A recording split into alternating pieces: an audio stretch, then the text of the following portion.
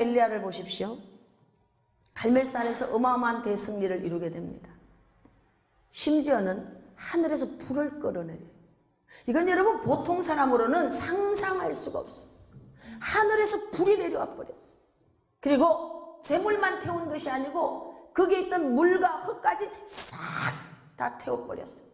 이 엄청난 기적을 이끌었던 주인공, 그리고 대단한 능력을 소유했던 그런 사람, 3년 6개월 동안 비가 오지 않았던 마른 하늘에 그가 무릎 꿇고 기도했을 때 비가 내린 줄로 믿습니다. 아멘. 할렐루야. 아멘. 그런데 그 엘리야가 여러분 열왕기상 19장에서는 이 형편을 보고 일어나 도망가는 자가 되는 거예요. 그렇게 갈멜산에서 엄청난 영적인 승리를 거두었던 엘리야가 갑자기 도망병이 돼서 막 도망가는 거예요. 왜 그런지 아세요? 이 형편을 보고, 다시 말하면 그의 시선이 하늘을 향해 있었을 때는 기적을 이끌어내는 주체가 되었지만 그의 시선이 땅을 향해 있었을 때는 도망자가 됐다는 거예요. 이세벨이 자기를 죽인다라고 하는 그 소리에 그만 혼비백산에서 도망가는 거예요. 베드로 보십시오. 주여, 밤 사경에 물 위로 걸어오시는 주님을 보고 주시어든 나를 걸어서 물 위로 걸어오라 하소서. 그래, 내니라. 물 위로 걸어오라. 그 말씀을 붙잡고 파도가 있는 물 위에 뛰어내렸을 때 여러분, 물은 베드로를 받쳐줬어요. 마치 지면 위를 걷는 것처럼 아무렇지 않게 베드로는 그 물 위를 걸어갈 수 있었습니다. 할렐루야. 그러나 잠시 후에 파도를 보았던 베드로에게 그의 시선이 주님을 향해서 꽂혀 있었을 때는 파도를 밟고 갈 수 있었어요. 물 위를 마치 땅 위를 걷는 것처럼 걸어갈 수 있었습니다. 그런데 파도를 보자 그만 흔들리고 말았어요. 신앙은 여러분 초점 맞추기입니다. 신앙은 초점 맞추기인 줄로 믿습니다. 오늘 이 시간도 저와 여러분의 삶 가운데 어떤 위기가 와 있습니까? 어떤 문제가 터져 있습니까? 믿음의 성찰을 할 수 있는 저와 여러분 되시기를 축복합니다. 아멘. 할렐루야. 아멘. 역대하의 20장에 보면은 여호사밧 왕의 이야기가 나옵니다. 모압과 암몬과 마온 사람들이 힘을 합해가지고 남쪽 유다 이 여호사밧을 치러 올라오는 거예요. 여호사밧 입장에 봤을 때 새카맣게 올라오는 그들 때문에 두려워할 수밖에 없습니다. 그런데 여러분 담대하게 여호사밧은 뭐라고 말하느냐? 이스라엘 백성에게 모두 금식하기를 명해놓고 오직 어찌할 수 없사와 오직 주만 바라보나이다. 할렐루야. 우리는 이 군대를 이길 수도 없고 이 상황을 어떻게 대처해 갈 수도 없사와 오직 주만 바라보나이다. 아멘. 이 자리에 있는 저와 여러분, 내 힘과 의지로 이 문제를 해결하겠다고 착각하지 마십시오. 하나님의 도우심을 구할 수 있기를 축복합니다. 아멘. 여호사밧은 주만 바라보겠다는 거예요. 선지자를 통하여 대답합니다. 전쟁은 너에게 속한 것이 아니다. 전쟁은 하나님께 속해 있는 줄로 믿습니다. 삶의 모든 문제들을 우리는 영적 전쟁이다 이렇게 말할 수 있어요. 이 모든 전쟁은 하나님께 속해 있는 줄로 믿습니다. 오직 주만 바라보았던 여호사밧의 군대는 피 한 방울도 흘리지 아니하고 전쟁에 승리합니다. 얼마나 감사한지요. 하나님은 그 전쟁에 승리만 시키는 것이 아니고 보너스 주는 것을 너무 좋아하십니다. 전쟁에 이겼던 그들에게 프라가 골짜기가 열리는데 여러분, 재물과 의복과 보화가 얼마나 많은지, 그의 백성들이 사흘 동안 거두어 드렸다 이렇게 성경이 말하고 있어요. 할렐루야. 아멘. 할렐루야. 어떤 문제 앞에 있습니까? 주님을 바라보십시오. 고린도후서 1장 9절에서는 이렇게 말합니다. 우리는 우리 자신이 사형 선고를 받은 줄 알았으니. 바울은 고린도 교회에 편지를 쓰면서 그렇게 얘기합니다. 죽을 위기를 지나가고 있다는 것, 마치 사형 선고 받은 자처럼 어려운 위기 속에 있다는 겁니다. 그런데 그 다음 이렇게 얘기합니다. 이는 이런 사형 선고 받은 것 같은 위기가 우리 앞에 왔는데 이는 우리로 자기를 의지하지 말고 오직 죽은 자를 다시 살리시는 하나님만 의지하게 하려 함이라. 할렐루야. 자기를 의지하지 말고. 어떤 문제 속에 있습니까? 여러분, 자신의 이성을 의지하지 마세요. 자기 생각을 의지하지 마세요. 자신의 경험과 자신이 가지고 있는 배경과 사람과 방백과 권세들을 의지하지 마십시오. 오직 죽은 자를 살리시는 하나님만 의지하는 저와 여러분이 될 수 있기를 축복합니다. 오직 하나님만 의지하셔야 됩니다. 우리 삶 속에서 일어나는 모든 일은 여러분 굉장히 소중한 일입니다. 왜냐하면 하나님께서 그리스도 예수의 사람들을 불렀을 때에 여러분 의미 없이 부르지 않았어요. 하나님께서 할 짓이 없고 심심해가지고 그 백성들에게 어떤 일을 허락하는 것이 아니에요. 모든 사건들을 볼 때 여러분 하나님의 허락이라는 섭리론적 관점에서 한번 보시길 바랍니다. 참새가 2마리가 돈 1,000원에 팔리는 거예요. 여러분 그까짓 거 얼마나 하찮습니까? 돈 1,000원. 참새 2마리가 돈 1,000원에 팔리는데 이 부분에 대해서도 성경은 하나님이 허락하셔야 됩니다. 돈 1,000원에 대하여서도 돈 1,000원이 지출되는 것에 대해서도 돈 1,000원의 손실이 일어나는 것도 돈 1,000원의 이익을 얻는 것도 하나님이 주관하신다는 거예요. 우리의 삶 속에 일어나는 모든 일은 소중한 것입니다. 하나님이 괜히 심심해서 우리의 삶에 어떤 어려운 일들을 허락하지 않습니다. 할렐루야. 쓸데없이 일어나지 않습니다. 할렐루야. 저는 이 자리에 있는 저와 여러분들 또 방송을 듣는 모든 분들이 그 삶의 자리가 헝클어지고 엉망이 되었다고 해도 이해할 수 없는 어떤 일들이 일어났다고 해도 실망하지 않기를 축복합니다. 비관하지 않기를 축복합니다. 절망하지 않기를 축복합니다. 포기하지 않기를 축복합니다. 할렐루야. 시련이 계속 줄지어서 다가와도 절망할 필요가 없어요.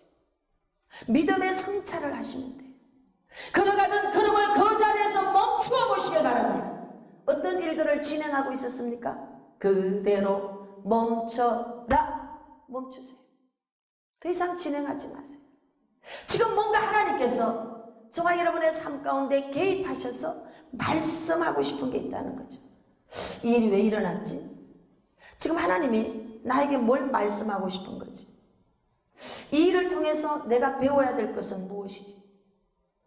이것들을 허락함으로 우리에게, 나에게 유익을 주고 싶은 것이 뭐지? 하고 여러분 감사하시면서 성찰하셔야 돼요. 할렐루야.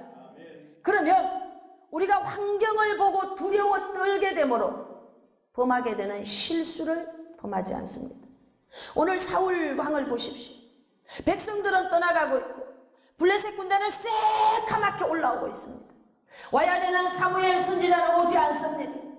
백성은 사기가 끊겨서 다 두려워서 떨고 있습니다. 사울 왕은 두려웠을 것 같아요. 그래서 바른 판단 분별력을 잃어버렸습니다.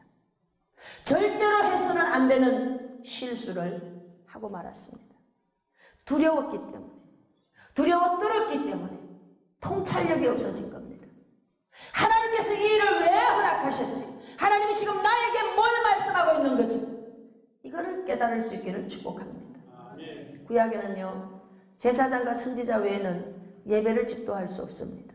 그런데 사울은 그만 그 두려움 때문에 현재 주어져 있는 이 상황 앞에서 위기만 보았기 때문에 절대로 하면 안 되는 그 일을 하고 말았습니다.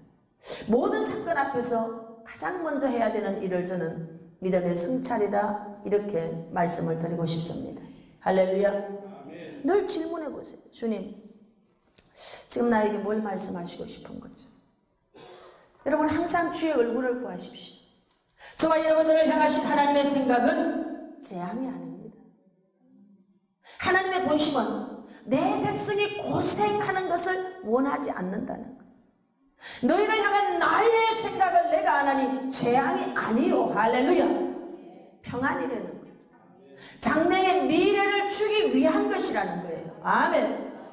그러면 그대로 그 자리에 멈춰야 돼요. 멈춰서 하나님 지금 뭘 말씀하고 있는 거죠? 하고 질문해 보는 겁니다. 지혜로운 마음이 우리 안에 생겨나기 시작해요.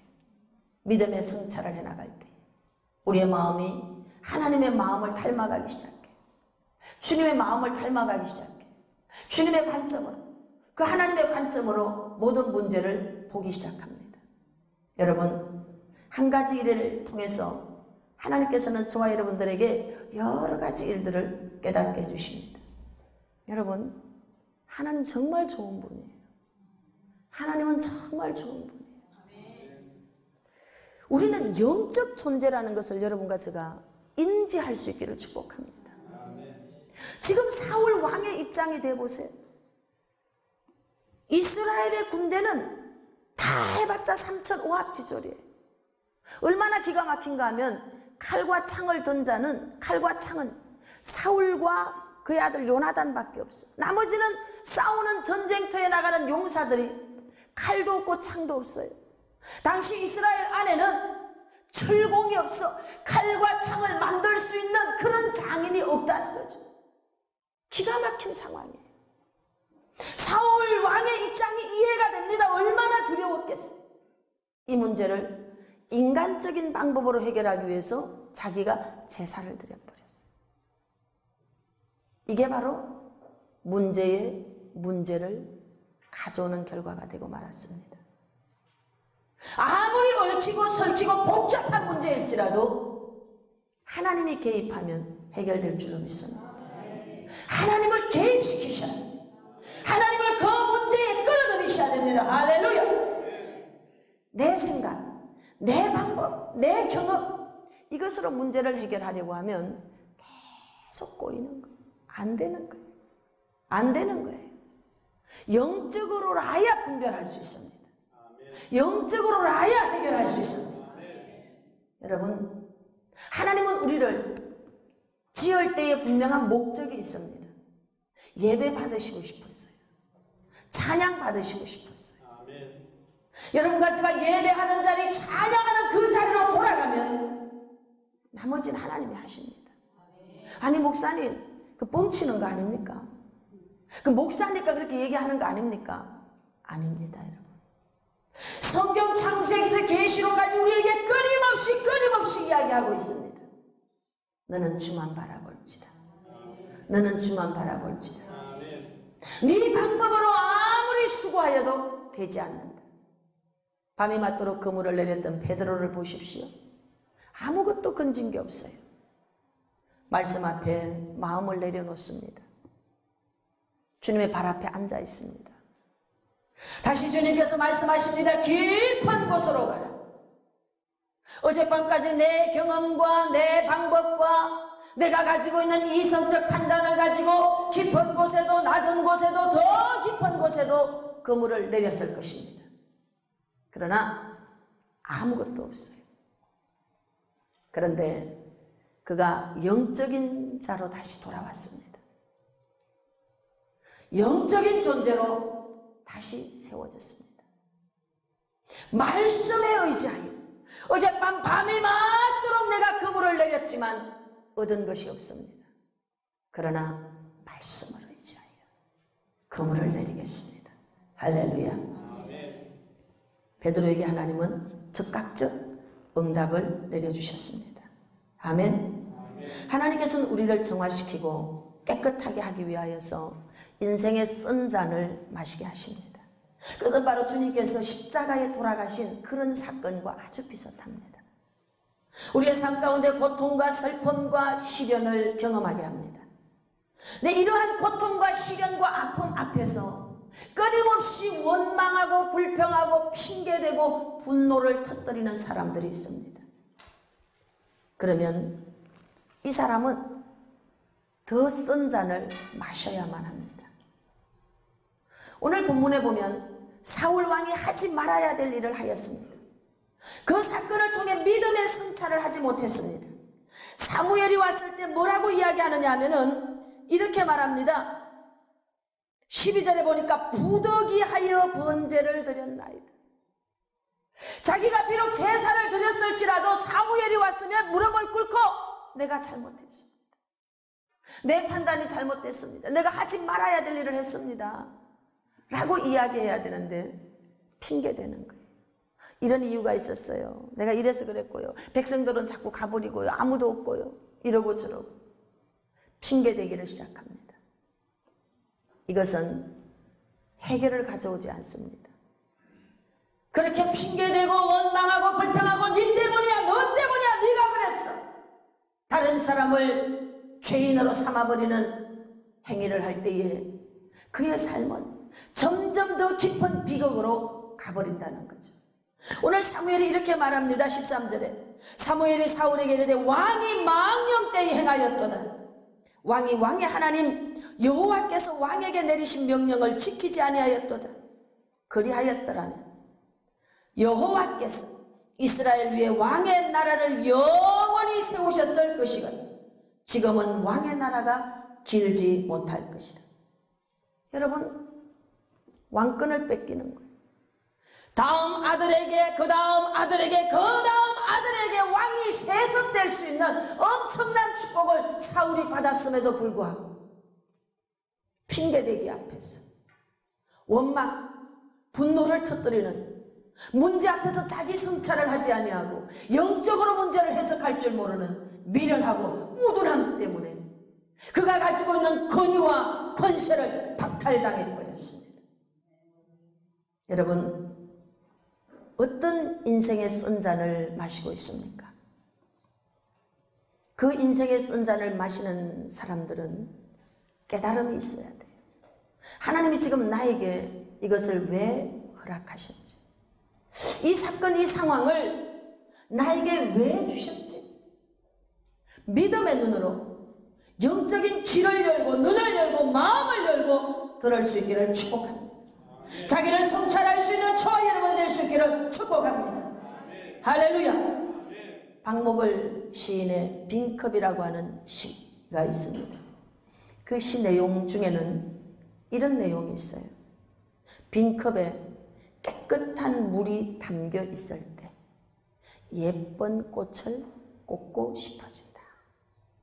빈컵에 깨끗한 물이 담겨져 있으면 꽃을 꽂고 싶다.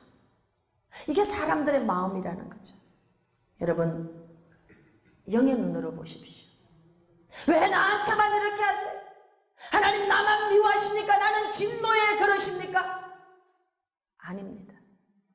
지극히 너를 사랑하기 때문에, 지극히 너를 사랑하기 때문에.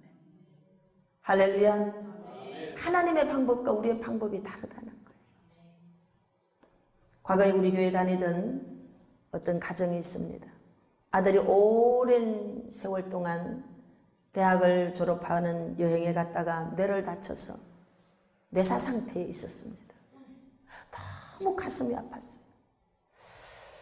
그 가족이, 엄마 아버지가 그 자녀에게 쏟는 그 애정, 정성, 이런 것을 바라보는데 너무 마음이 아팠어요. 그래서 기도합니다. 하나님 일어나게 해주세요. 깨끗함을 받을지어다. 정상이 될지어다. 지금 벌떡 일어날지어다. 이렇게 기도했어요. 그런데 그렇게 기도하는 시간이 흘러감에 따라서 성령님이 저에게 뭔가를 지금 말씀하고 있다는 걸 놓치게 됐어요. 아, 이게 아니구나. 조용히 걸음을 멈추었습니다. 그리고 그분이 말씀하실 수 있도록 기다렸어요. 내 안에서 성령 하나님의 음성이 들렸습니다. 그는 지금 사명 감당을 잘하고 있다. 여러분, 우리가 생각하는 것과 너무나 다른 것입니다. 우리가 생각할 때 사명 감당은 아들이 벌떡 일어나서 직장을 다니고 돈을 벌고 그래서 부모에게 효도하고 돈으로 효도하고 잘났다고 자랑하고 이렇게 이게 사명 감당이라고 생각했어요. 그런데 주님은 이렇게 말씀하셨어요. 그 아들은 내사 상태에 있는 그 자체가 지금 사명을 감당하고 있는 것이다. 그것 때문에 아비는 죄 가운데로 가지 않는다. 어미는 기도하는 자가 되었다. 그것 때문에 교만해지지 않는다. 자만해지지 않는다. 우리 인생 가운데 일어나는 많은 문제들이 있습니다. 문제의 해석을 영적으로 해볼 수 있기를 축복합니다. 영의 눈으로 보시길 바랍니다. 모든 것은 영적으로라야 분별할 수 있다 그랬어요. 일반 사람들처럼 우리도 똑같이 성공하고 출세하고 아닙니다. 오늘 아침에도 어떤 전도사님의 조카가 천국에 갔다는 얘기를 들었어요. 그 말을 듣는 순간 이제 사명 다 했기 때문에 갔다. 그는 그 가문의 십자가를 진 자다. 그랬더니 얘기하는 거예요. 맞습니다. 그 딸이 아픈 것 때문에 부부가 하나가 되고 가족이 주님 안에 세워지고 집도 사고 얘기를 하는 겁니다. 예수 그리스도가 저와 여러분 대신해서 십자가의 고통 가운데 돌아가셨기 때문에 우리는 이렇게 자유를 누리고 있는 줄로 믿습니다. 빈 컵이 되어질 때 그곳에 꽃을 꼽을 수가 있습니다. 우리는 하나님께서 문제를 줄 때마다 원망하고 불평하면서 살았습니다. 이제는 그럴 필요가 없다는 거죠. 영적인 눈으로 보십시오. 영의 눈으로 한번 해석해 보세요. 주님, 지금 나에게 뭘 말씀하고 있습니까? 그 대답은 순간 금방 오지 않습니다. 며칠씩 질문해 보는 겁니다. 영의 눈으로 바라볼 때 마음이 깨끗해집니다. 온화해지고 기쁨이 넘칩니다. 너무 욕심을 내지 마십시오. 마음의 모든 어두웠던 그림자들이 제거될 줄로 믿습니다. 마음의 욕심 때문에 주님이 보이지 않았어요. 마음의 욕심 때문에 주님의 음성이 들리지 않았어요. 사울은 자기 욕심 때문에 해서는 안 되는 일을 하고 말았습니다. 하나님이 첫 번째 선잔을 허락했을 때 깨달아야 되는데 못 깨달으면 두 번째 선잔을 또 준다는 거죠. 그 선잔을 달게 할 수 있는 비결은 인내와 오래 참음과 수용과 기도로서만 달게 할 수 있습니다. 여러분과 제가 깊은 연단 속에 신앙생활을 해갈 때 반복하면서 깨달아지는 것은 받아들임이라는 거예요. 받아들임.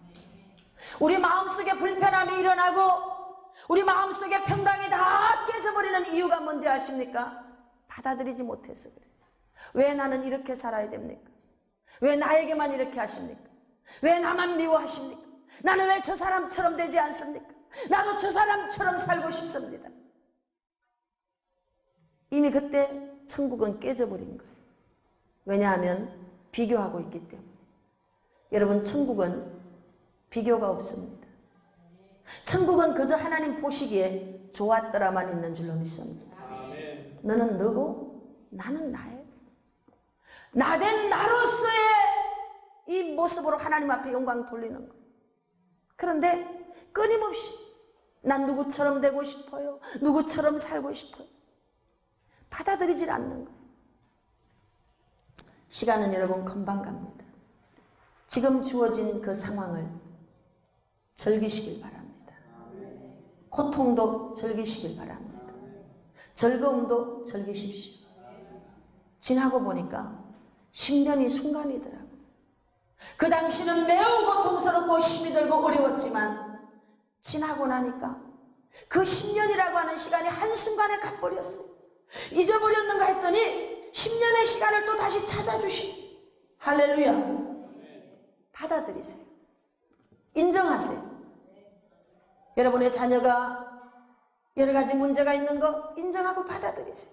가정에 문제가 있는 거, 사업에 문제가 있는 것, 삶 가운데 갖가지의 문제가 있는 것을 회피하거나 포장하려고 하지 마세요. 솔직하고 정직하게 인정하고 받아들이십시오. 하나님이 지금 나를 낮은 골짜기에 내려놨습니까? 받아들이십시오. 하나님께서 우리를 높은 골짜기에 올리고 있습니까? 받아들이십시오. 받아들이세요.